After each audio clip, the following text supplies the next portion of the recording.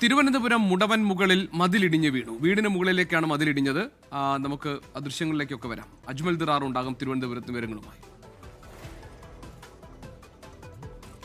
പിന്നെ ഇപ്പോൾ ഇടിഞ്ഞു വീഴുന്ന മണ്ണ് എല്ലാം എടുത്ത് മാറ്റാൻ വേണ്ടിയുള്ള നടപടി സ്വീകരിച്ചിട്ടുണ്ട്. ഇതിന് ബാക്കിയും കൂടെ പൊളിഞ്ഞിരിക്കും, ഭാഗം പൊളിച്ചിട്ട് പുതിയതായിട്ട് കെട്ടിയാലേ പറ്റത്തുള്ളൂ.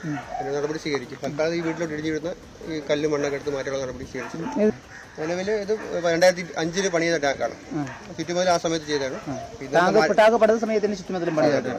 ഇതിപ്പം അതിന് വേറെ ഒരു പൊട്ടൽ വന്നിട്ടില്ല, വേറെ വിഷയം വന്നില്ല. ഇന്നലത്തെ മഴയിലുണ്ടായതാണ്. 4 മണിയാവും. 4 മണിക്ക് ഈ വീട്ടുകാരെന്നെ വിളിച്ചു. ഇതിൻ്റെ ഇവിടെ രാജ എന്നെ വിളിച്ചു പറഞ്ഞാൽ വീടിൻ്റെ ബാഗിലത്തെ മറ്റേ വാട്ടറുടെ മതിൽ മറിഞ്ഞ് വീട്ടിലോട്ട് വിടുന്ന കിടക്കുന്നത്. അപ്പോൾ ഞാൻ ആദ്യം പിന്നെ ഉടനെ തന്നെ ഇവരെ അറിയിച്ചിട്ട് ഞാൻ നേരിച്ച് വന്നു. ഞാൻ പിന്നെ വീട്ടുകാർ കണ്ടപ്പോഴാണ് വീണ്ടും ഏകദേശം വീണ്ടും ഒന്നുകൂടെ ഞാൻ വിളിച്ചു, സാറേ പ്രശ്നമാണ്, ഇത്രയും പെട്ടെന്ന് അങ്ങനെയാണ് ഇത് വന്നത്.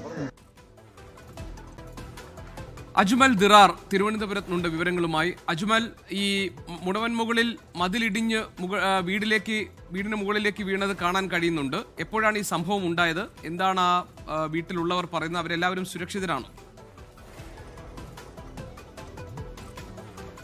ജിക്ക് ഇന്ന് പുലർച്ചെയാണ് ഈ തിരുവനന്തപുരത്ത് മുടവൻ മുകളിലുള്ള ഈ ജല അതോറിറ്റിയുടെ വാട്ടർ ടാങ്കിന്റെ ചുറ്റുമതില് ഈ വീടിന് മുകളിലേക്ക് ഇടിഞ്ഞു വീണത്. ഇതിന്റെ കല്ലുകളും മണ്ണുകളും ഒക്കെ വന്ന് പതിച്ചത് തൊട്ട് താഴെയുള്ള, നമ്മൾ ഈ ദൃശ്യങ്ങളിൽ കാണുന്ന പോലെ തൊട്ട് താഴെയുള്ള വീടിന്റെ മുകൾ വശത്തേക്കാണ്.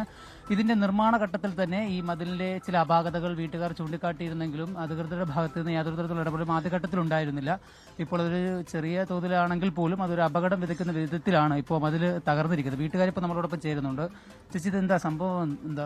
ഞങ്ങളൊരു 4:30 ആയപ്പോഴത്തേക്കും ബാക്കിൽ നിന്നൊരു വലിയ ശബ്ദം കേട്ടു.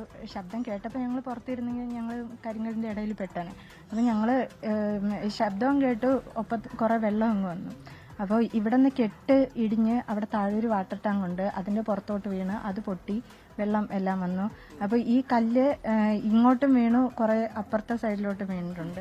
അപ്പോൾ ഇവിടത്തെ ഈ താഴത്തെ വീടിൻ്റെ ജനൽ തകർന്നിട്ടുണ്ട്, ഇതിൻ്റെ താഴത്തെ നിലയിലെയും ജനൽ തകർന്നിട്ടുണ്ട്. ഇവിടെ ഫുള്ളി കല്ലും മണ്ണും വന്നിട്ട് ഈ ഏരിയ ഫുള്ള് ബ്ലോക്കായി നിൽക്കുകയാണ്. ഇതിൻ്റെ സൈഡ് വാളിലാണ്, ബലത്തിലാണ് ഇതിപ്പോൾ വന്ന് ഇവിടെ ഇങ്ങനെ തട്ടി നിൽക്കുന്നത്. ഇത് അത്യാവശ്യം അപകടം പിടിച്ച ഒരു അവസ്ഥയിലാണ്. കാരണം ചോദിക്കാൻ കാര്യം, നമ്മൾ നേരത്തെ വന്നപ്പോഴിവിടെ നാട്ടുകാരൊക്കെ പറഞ്ഞിട്ടുണ്ടായിരുന്നു ഈ മതിലിന്റെ ചില അപാകതകൾ തുടക്കത്തിൽ ചൂണ്ടിക്കാട്ടിയിട്ടുണ്ടായിരുന്നു വാട്ടർ അതോറിറ്റിയുടെ ഭാഗത്ത്. അവരുടെ തരത്തിലുള്ള ഇടപെടലും നേരത്തെ ഉണ്ടായിട്ടില്ല എന്ന് പറഞ്ഞു കേട്ടിട്ടുണ്ടായിരുന്നു. ഇല്ല, ഇത് ഈ കെട്ടിയിട്ട് കുറേ വർഷമായി. ഞാനൊക്കെ കുഞ്ഞായിരുന്ന സമയത്ത് കെട്ടിയതാണ്. അപ്പോൾ അത് കഴിഞ്ഞിട്ട് ഈ മഴ വരുമ്പോഴെല്ലാം ഈ മതിൽ ആക്ച്വലി ശരിക്കും കുറച്ച് ചരിഞ്ഞ ഒരു പൊസിഷനായിരുന്നു. എന്നിട്ട് വെള്ളം വീണാണ് ഈ മഴ പെയ്യുമ്പോഴത്തേക്ക് അതെല്ലാം ഇങ്ങനെ വീർത്തി ഇപ്പോൾ ഏകദേശം റൗണ്ട് പോലെ.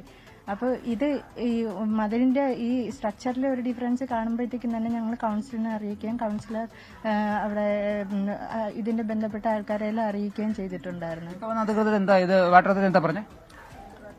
ഞങ്ങൾക്ക് അറിയില്ല എന്താ പറയുക. നിങ്ങളോട് സംസാരിച്ചിട്ടില്ലായിരുന്നു? ഇല്ല, വന്ന് എല്ലാം കണ്ടിട്ട് പോയതേ ഉള്ളൂ.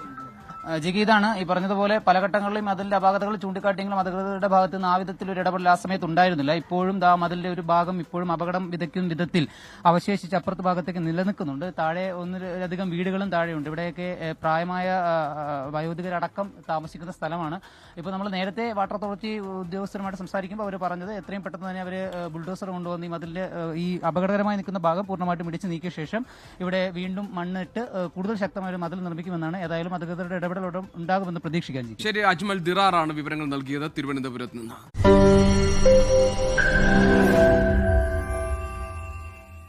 ലോകത്തെവിടെയായാലും ഏത് സമയത്തും 24 വാർത്തകളും ഓഗ്മെന്റഡ് റിയാലിറ്റി പാക്കേജുകളും എക്സ്പ്ലെയിനറുകളും വിശദമായി കാണാൻ ഞങ്ങളുടെ യൂട്യൂബ് ചാനൽ നിങ്ങൾക്ക് സബ്സ്ക്രൈബ് ചെയ്യാം.